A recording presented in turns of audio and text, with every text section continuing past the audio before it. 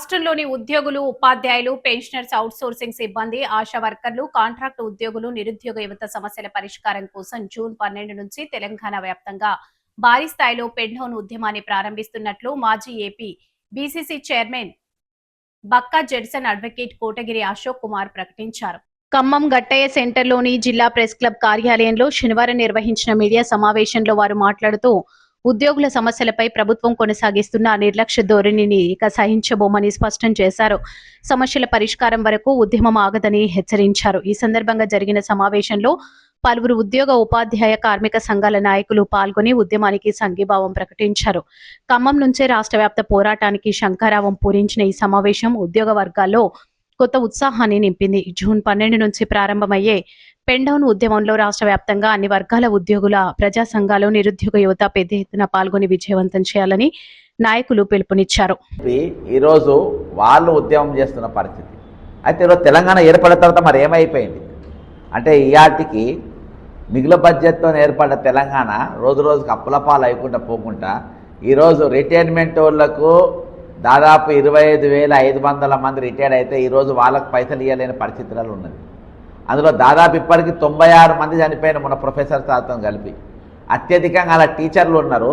తర్వాత అంటే 42-43 మంది టీచర్లు ఉన్నారు. అత్యధికంగా పోలీసులు ఉన్నారు. ఇక పోలీసులు 42-45 లోపు పోలీసులు ఉన్నారు. ఈరోజు తక్కిన డిపార్ట్మెంట్ వాళ్ళు కలిసి 10-15 మంది ఉన్నారు. అంటే ఈ విధంగా నా దగ్గర ఉన్న లెక్కల ప్రకారం చెప్తున్నాను. దీని మీద జాతీయ మానవ హక్కుల కమిషన్ 8 వారాలలో వాళ్ళ డబ్బులు వాళ్ళకి ఇచ్చేయమన్నది. ఇవాటి వరకు ఒక పైసా ఇవ్వలేదు, ఏమి ఇవ్వలేదు. ఇవాళ మొన్న సుప్రీంకోర్టులో నేను అందరితో 12,300 పిటిషన్ లేపిస్తే రాష్ట్రపతి గారి కూడా వాళ్ళందరితో పిటిషన్ వేయించి జంతర్ మంతర ధర్నా చేపిస్తే ఇప్పుడు 6,000 కోట్లకి వచ్చారు. అంటే 700 కోట్లు ఒకసారి, 1000 కోట్లు ఒకసారి, 6,000 కోట్లకి ఇప్పుడు వస్తే ఇవి కూడా అన్ని స్టేట్మెంట్లే ఇవి. మరి రిటైర్మెంట్ వాళ్ళకి పైసలు ఎందుకు ఇస్తలేరు, వాళ్ళ బెనిఫిట్స్ ఎందుకు ఇస్తలేరు అంటే ఇలా పిటిషన్ ఇలా కమిషన్ రావు కదా. ఇలా కమిషన్ రావు కాబట్టి ఇలా ఇయ్యనికి వాళ్ళు వెనుక ముందు అవుతుంది. నంబర్ 1. రెండవది, ఈరోజు విద్యార్థులు ముందు వాడుతూ ఉన్నారు. ఈ 25,500 మంది రిటైర్డ్ అయినారు. మరి 25,500 మంది పోస్టులు నింపాలే కదా, నింపుతలేరు. ఈరోజు నింపకుండా నిరుద్యోగులను అండరెస్ట్గా ఉన్నారు. మళ్ళీ ఎన్నికల మేనిఫెస్టోలో రేవంత్ రెడ్డి గారు ప్రియాంక గాంధీ గారితో చెప్పించారు, సంవత్సరంలోపు 2 లక్షల పోస్టులు నింపుతాం. ప్రతి నెల తెలంగాణ 40 లక్షల మంది నిరుద్యోగులు ఉన్నారు. వాళ్ళందరికీ కూడా ఒక్కొక్కలకు 4,000 రూపాయల నిరుద్యోగ భృతి ఇస్తామని చెప్పారు. ఇక ఓటు ఏది వాళ్ళందరినీ ఈరోజు ఆ నిరుద్యోగులందరినీ కార్యకర్తల లెక్క వాడుకున్నారు. వాళ్ళని ఊరూరు తిప్పిండ్రు, ఓట్లు వేయించిండ్రు, గడ్డకెక్కిండ్రు, సీఎం అయినరు, ఖమ్మం అయిన డిప్యూటీ సీఎం అయినరు. ఇక ఇవాళ మరి రిటైర్డ్ అయిన వాళ్ళ పైసలు ఇస్తే మాకు కమిషన్ రావు. నిరుద్యోగులకు ఈరోజు 4,000 నిరుద్యోగ భృతి ఇస్తే మాకు కమిషన్ రావు. లాస్ట్లో ఫీజు రియంబర్స్మెంట్ కూడా ఇవ్వకుండా ఇలా ఫీజు రియంబర్స్మెంట్ విద్యార్థులు ఈరోజు కలెక్టర్ ఆఫీస్ కాడ ధర్నా చేశారు. నేను ఆ కార్యక్రమాన్ని కూడా పోయి వచ్చిన. ఈరోజు ఇంతమంది అంట్రెస్ట్గా ఉన్నారు. మరి దాదాపు 2 లక్షల పోస్ట్ ఇస్తామన్నారు, రిటైర్ అయిన పోస్ట్ నింపరు. ఈరోజు పేద విద్యార్థులు రేపు జూన్ 12వ తారీఖుకి వెళ్ళి స్కూళ్ళల్లో పోవాలి. మరి అక్కడ పరిస్థితి ఏంటంటే ఈరోజు ఆ స్కూల్లో పోనీకి కూడా టీచర్లు లేరు. అంటే 10,000 మంది రిటైర్డ్ అయినారు. ఆల్రెడీ 11,000 పోస్టులు ఖాళీలు ఉన్నాయి. అంటే 21,000 మంది టీచర్లు లేకుండా ఈరోజు పేద పిల్లల స్కూళ్ళు పనిచేయాలి. అంటే ఎట్లా పనిచేస్తారు? సరే, మరి 25,500 మంది రిటైర్డ్ అయిన మరి ఇలా పని ఎవరు చేస్తుండ్రు? ఈరోజు తెలంగాణ రాష్ట్రంలో 5 లక్షల మంది అవుట్సోర్సింగ్ ఎంప్లాయీస్ ఉన్నారు. వాళ్ళకి ఇచ్చే జీతం 22,000, 23,000. అందులో జిఎస్టీలు కట్ అవుతాయి. వీళ్ళు పెద్ద వ్యాపారవేత్తలు, పెద్ద ఐఏఎస్ ఆఫీసర్లు లెక్క వీళ్ళ జీతాలకి వెళ్ళి మళ్ళీ జిఎస్టీ కట్టింగ్, ఏది కాంట్రాక్ట్ ఎంప్లాయీస్, అవుట్సోర్సింగ్ ఎంప్లాయీస్ జీతాలలో జిఎస్టీ కట్టింగ్లు, ఆ కట్టింగ్లు, ఈ కట్టింగ్లు, అన్ని కట్టింగ్లు చేసి వాళ్ళకి ఇచ్చేది అందరి మంత్రుల కమిషన్లు, ఏజెన్సీల కమిషన్లు అన్నీ పోయి వచ్చేది 13,000.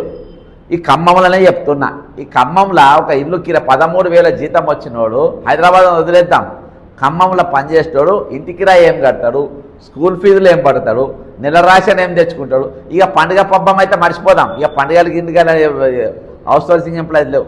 వీళ్ళతోని మళ్ళీ ఈ రిటైర్డ్ అయిన వాళ్ళందరి పని వీళ్ళతోనే చేపిస్తున్నారు. అంటే ఆ 13,000 జీతం ఇచ్చి వీనికి నెలకు 1,00,000 రూపాయల జీతం ఇచ్చేది ఉంటే ఆ పైసలు మిగిలించుకొని వీళ్ళతో నా పని చేపించి ఈ పోస్ట్ నింపకుండా ఈరోజు శ్రమ దోపిడీ చేస్తూ ఉన్నారు. దీనిపైన ఒకప్పుడు ఇవన్నిటిపైన కమ్యూనిస్టులు ముందుకొచ్చేది, సిఐటియులు ముందుకొచ్చేది, నిలబడేది. అంతేకాకుండా ఆశా వాళ్ళకు ఇంకో ఆశ చూపించారు.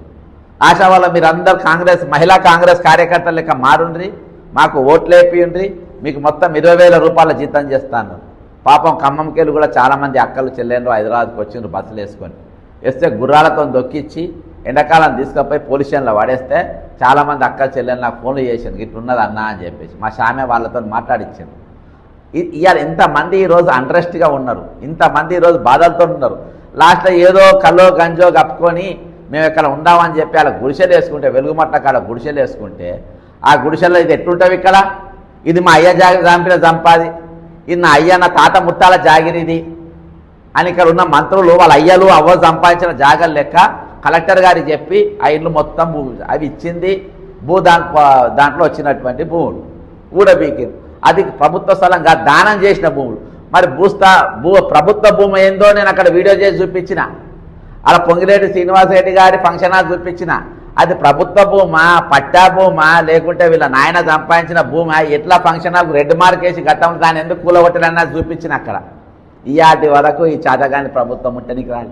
అంటే ఇక్కడ టార్గెట్ ఏంటంటే ఆశా వర్కర్లు, పేదోళ్ళు, పేద గుడిసెలలో ఉండేటోళ్ళు, పేద ఇళ్లలో ఉండేటోళ్ళు, నిరుద్యోగులు, రిటైర్ అయిన ఉద్యోగులు, వాళ్ళందరూ కూడా ఈరోజు టార్గెట్ అయింది. అందుకని ఈరోజు భారతదేశంలో కాక్రోచ్ అనేది తయారైపోయింది. దీన్ని హిందీలో గంది, నాలిక, కీడా అంటారు. ఈరోజు వాళ్ళు తయారైపోయిన వాళ్ళందరూ కుప్పలు కుప్పలై ఈరోజు అక్కడ బీజేపీ ప్రభుత్వం మీద పడతా ఉంది, ఇక్కడ ఈరోజు తెలంగాణ కాంగ్రెస్ ప్రభుత్వం మీద పడబోతా ఉంది. ఇవాళ బతుకొచ్చిన వాళ్ళ పెత్తనం నడుస్తూ ఉంది. ఇక్కడ బతుకొచ్చిన వాళ్ళు ఇలా బతుకు తెరువు కోసం వచ్చి మొత్తం పెత్తనం అంతా వాళ్ళే చేసారు. పేరుకు పెత్తనం ఇస్తారు, తల మొత్తం కొరిగినట్టు ఈరోజు వీళ్ళు వచ్చి మొత్తం ఎక్కడికక్కడ భ్రష్టు పట్టించి వ్యవస్థను ఈ తెలంగాణ ఏర్పడిన నాటి నుండి నేటి వరకు అదే పరిస్థితి. కాబట్టి ఈరోజు ఉద్యోగులు, రిటైర్డ్ ఉద్యోగులు, అవుట్సోర్సింగ్ ఉద్యోగులు, కాంట్రాక్ట్ ఉద్యోగులు, నౌకర్ కోసం వెయిట్ చేసే నిరుద్యోగులు, వీళ్ళందరూ కూడా పవర్లో ఉన్నా లేకున్నా, నౌకరు ఉన్నా లేకున్నా, మీరందరూ కూడా రేపు ఈ నెల అకాడమిక్ ఇయర్కి వెళ్ళి అంటే జూన్ 12వ తారీఖు వెళ్ళి పెన్ డౌన్ చేయాలని చెప్పి ఇవాళ ఖమ్మం కలెక్టర్ ఆఫీస్కి అలా పోస్టర్ ఆవిష్కరణ చేసినాం. ఇవాళ కొత్తగూడెం కలెక్టర్ కార్యాలయంలో మరి Telangana outsourcing employee JAC chairman మరి పులి లక్ష్మయ్య గారు కూడా పూర్తి మద్దతు సహకారం ఆయన ఈరోజు అక్కడ తెలిపినారు. దాన్ని ఆయన వాయిస్, ఆయన వీడియో కూడా మీకు ఇస్తా. ఆయన తెలిపినారు. రాష్ట్ర వ్యాప్తంగా అందరూ కూడా పాల్గొనాలన్నారు. రేపు జరగబోయే కార్యక్రమం ఇవి సన్నాహక కార్యక్రమాలు. ప్రతి జిల్లాల మీద తిరుగుతున్నాం. ప్రతి జిల్లాలో ఉన్న నిరుద్యోగులను, ఉద్యోగులను, ఈరోజు రిటైర్డ్ ఉద్యోగులను, అవుట్సోర్సింగ్ ఉద్యోగులను, ఆశా వర్కర్లను మీరందరూ కలిసి ఈరోజు పెన్ డౌన్ చేయాల్సిన అవసరం ఉంది. మరొక మినీ సకల జన సమ్మె జరగాల్సిన అవసరం ఉంది. మరో మినీ మిలియన్ మార్చ్ జరగాల్సిన అవసరం ఉంది. ఈ ప్రభుత్వం మెడలు వంచాలంటే ఖచ్చితంగా ఇది ప్రజాసేవల కోసం మేము ఉన్నామని అనుకుంటలేరు. ఇది మేము రాజుల కోసం ఉన్నాము, ఇది మేము సాధించుకున్నటువంటి రాజ్యం అన్నట్టుగా ఈరోజు వీళ్ళు ఫీల్ అవుతుంది. కాబట్టి ఈరోజు మీరు అక్కడ కాదు, మీరు సేవకులు, మీరు సేవ చేయడానికి వచ్చిన వాళ్ళకి గుర్తు చేయాలంటే పెన్ డౌన్ అనేది ఖచ్చితంగా ఈరోజు చేయాల్సిన అవసరం ఉంది. వాళ్ళెవరు, మనమెవరము, ఈ సొసైటీ ఏందనేది తెలపాల్సిన అవసరం వాళ్ళకు ఉందని చెప్పి ఈరోజు మేము ఖమ్మంకు రావడం జరిగింది. అంతేకాకుండా ఈరోజు ఖమ్మంలో భద్రాద్రి కొత్తగూడెంలో మరి సన్నాహక కార్యక్రమాలు కూడా చాలా విజయవంతంగా చేసుకున్నాను తెలియజేసుకుంటున్నాం. కృతజ్ఞతలు.